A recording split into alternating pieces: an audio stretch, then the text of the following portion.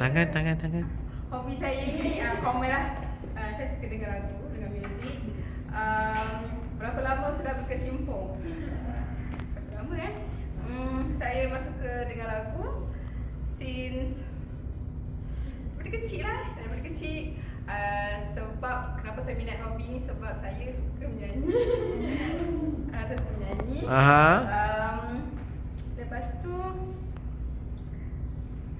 antara lagu-lagu yang saya suka adalah antara lagu-lagu yang saya suka adalah lagu yang sendu. Contohnya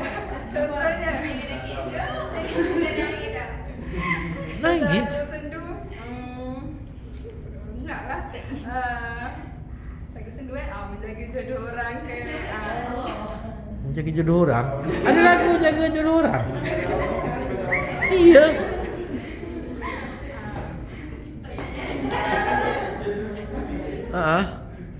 Sebab tu kenapa saya minat hobi ni, sebab saya dapat riliskan stres.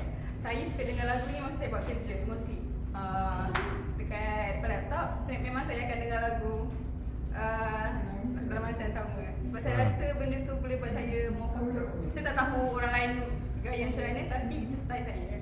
Okey.